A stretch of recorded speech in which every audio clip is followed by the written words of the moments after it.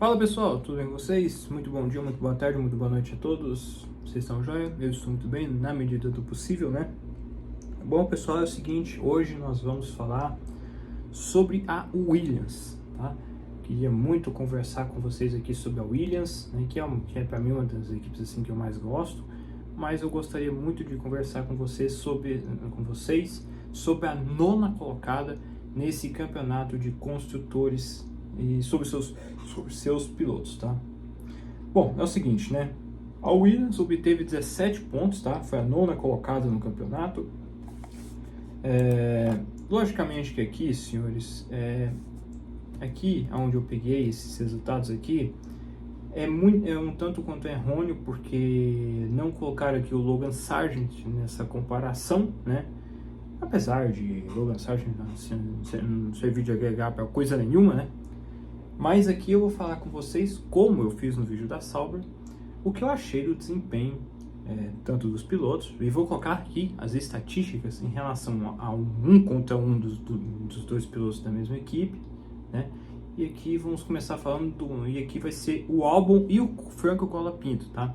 Que não vai ser o Albon com o Logan Sargent, por exemplo, né? Mas sim com o Colapinto, tá? Então vamos lá. Corridas à frente, né? Lembrando que vai ser corridas à frente, né? Ambos estão empatados, tá? 4-4 para os dois, tá? Isso com certeza se mostrou um grande feito para o Colapinto, né? Inclusive, né? Corridas à frente assim, 4-4. Qualificação 7-2, tá? No campeonato, o Albon ficou em 16º e o Franco Colapinto ficou em 19º. A melhor posição de corrida do Albon foi 7º lugar e o Franco Colapinto foi 8º. A melhor posição de qualificação do Albon foi em 7º e do Colapinto em 8º. Também igual, né? Engraçado, né? Pontos: o Alexander Albon sobressai, 12-5 do Franco Colapinto, tá? 12 pontos para o Alexander Albon e 5 para o Franco Colapinto. Corridas em que esteve nos pontos, né? O Alexander Albon esteve em 4 corridas na zona de pontuação e o Franco Colapinto teve apenas 2 corridas onde ele esteve na pontuação.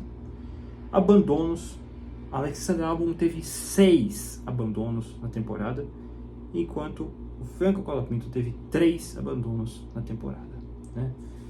Senhores, eu vou ser muito sincero com vocês, que para mim é muito frustrante como a Williams terminou esse ano, né? Eu sou de um tempo onde a Williams era uma equipe grande e foi se apequenando aos poucos, de tal maneira que hoje, que onde ela chegou a um fundo de poço em 2019, e acho honestamente que para mim, a minha principal crítica com a Williams, na minha visão, eu acho que não se trata nem da equipe como um todo. Eu acho que se trata dos pilotos que a equipe teve, tá? Quando a gente olha o campeonato de destruidores, a Williams lidera, tanto com o Alexander Albon e tanto com o Franco Colapinto.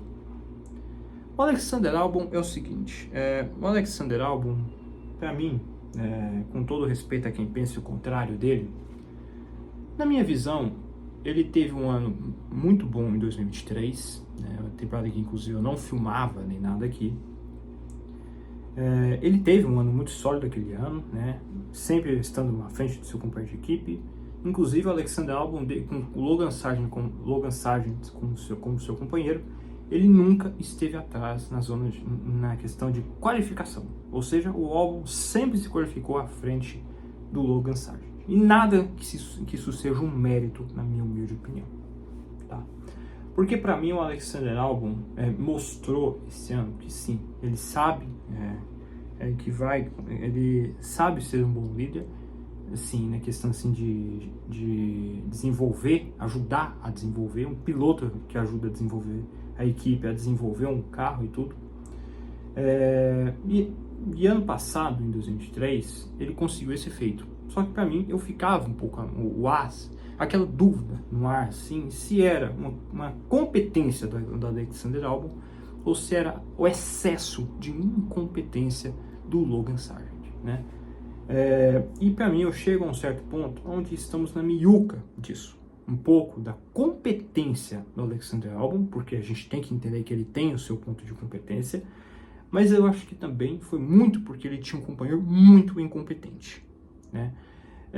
E acho que esse 2024, em alguns momentos ali, se mostrou-se um pouco isso. O Alexander Albon faz um 2024 que para mim passa muito longe daquele que foi 2023. Porque para mim, eu acho assim que o Alexander Albon, pelo menos na minha visão, ele nunca me passou uma impressão de um piloto para estar numa equipe muito melhor, né? Porque ele esteve numa equipe muito grande em 2020 e em 2019 e não conseguiu aguentar a pressão, né? Então, assim, para mim se confirmou aquele Alexander Albon de 2019 e de 2020, né? Que eu me lembro muito bem de ter visto, né? E não encaremos aqui, eu não encaro isso como uma crítica no sentido assim de querer, finalmente eu comprovei que eu estava certo, mas que não é nada disso. Infelizmente eu estava certo sobre as minhas questões com Alexander Albon, porque para mim ele se mostrou em muitos momentos dessa temporada que não é um piloto do vendaval que muitos inclusive colocaram ele em 2023, né? E acho que várias coisas desse ano e ele mostrou isso de certa maneira. Primeiramente, se envolvendo em momentos desnecessários, né? Ou seja, destruir carros, né? Porque ele destruiu carros em inúmeras ocasiões. E se eu ficar aqui falando os momentos em que esse cara destruiu carros, a gente vai ficar aqui meia hora de vídeo só com a Williams, né? Então, para mim, fica muito o ar da decepção com o Alexander Albon, né? Porque, para mim, ele mais destruiu carros do que realmente mostrou uma certa competência, né? Então, ele tem os seus devidos méritos e tudo, mas eu acho que isso mostra que por que ele está na Williams, que hoje se apequenou nesse nível patético, ou do que estar numa McLaren, do que estar numa Red Bull, do que estar numa Ferrari. Porque esse cara destruiria qualquer carro que estivesse em mãos, né? Então, é isso que eu particularmente penso sobre o Alexander Albon. Ele tem a sua competência, mas eu acho que houve mais momentos nessa temporada onde ele mais mostrou incompetência, de uma incapacidade de compreender a situação da equipe do que qualquer outra coisa, né? Porque a Williams estava apertada e esses caras não aliviaram no pedal, né? Então, tem gente que chama isso de heroísmo, tem gente que coloca heroísmo em cima disso. Eu acho que, para mim, se o meu chefe chegasse e falasse para mim assim, é o seguinte, o seu computador está todo cheio de problema, por favor, não baixe imagens, coisas assim nele. Eu vou lá e baixo mais imagens para danificar o meu computador. Sou eu que estou sendo burro, né, nessa questão. Então, essa é a minha opinião sobre o Alexander Albon. Quanto ao Franco Colapinto. Franco Colapinto é o seguinte, ele surgiu na Fórmula 1 assim, um início meteórico. Um início meteórico, eu acho que nenhuma palavra define melhor o Franco Colapinto do que início meteórico. E não é uma crítica com relação a ele. Acho que se ele teve esse início meteórico, se ele foi selecionado na lista de desejo de muitas equipes, ele tem o seu mérito por causa disso. Porque ele mostrou muita agressividade, porque ele mostrou muita velocidade e mostrou muita competência. O problema é que o problema é como o Colapinto transformou tudo isso a seguir, né? Como ele conseguiu comprovar certos fatores, né? Quando ele viu que ele estava sendo almejado por muitas equipes de topo, ele começou a bater demais, começou a cometer erros e começou a estar envolvido em incidentes, de tal maneira que muitas vezes ele talvez nem merecesse estar no acidente em si, mas a natureza marca, né, amigão, que E aí coloca ele numa situação muito constrangedora, de sempre estar envolvido em acidentes, mesmo que ele não esteja diretamente ligado. Isso, por exemplo, envolve o seu acidente no Catar. É um maior exemplo disso, né? Onde ele é vítima do acidente, né? Então, mas eu acho assim para mim que ele mostrou muita agressividade, mostrou muita postura em muitos momentos, e isso eu gostei de ver. O grande problema é que ele não soube lidar bem com a sensação de ser almejado pelo grid, por metade do grid querendo ele. Metade das equipes querendo ele no grid em 2025. E aí, a forma como ele transpareceu isso, se envolvendo em acidentes, novamente dizendo que indiretamente culpa dele, né, de forma até indireta, né, para mim o Franco Colapinto ele mostrou que não soube lidar muito bem com isso, e por isso que terminou o ano sem estar com uma equipe de fato, né, vai ser reserva novamente da Williams ano que vem, né, justamente porque não soube lidar com essa pressão que é normal nos pilotos que são muito almejados, né. Então, mas agora falando dos dois, da equipe, né, também, a equipe está de parabéns, né, a equipe Williams, os mecânicos e tudo, porque é muito difícil você ter três, não é nem dois não, é três pilotos com um nível de incompetência tão grande de destruir tanto carros como esses três caras, Alexander Albon, Franco Colapinto e Logan Sargeant, conseguiram destruir. Esses três cidadãos conseguiram a proeza de gastar um componente, de bater tanto um carro, que os mecânicos é quem acabaram sendo os homens do ano da equipe. Então, para mim, todos esses três, para mim, foram decepcionantes, em cada um da sua maneira, né? Mas, para mim, nada se compara ao Logan Sargeant, que eu também vou falar aqui também, que para mim, cara, o Logan Sargeant, desculpa, era um menino, era um norte-americano, e isso com certeza foi um fator muito importante para ele ter ficado na Fórmula 1 por tanto tempo,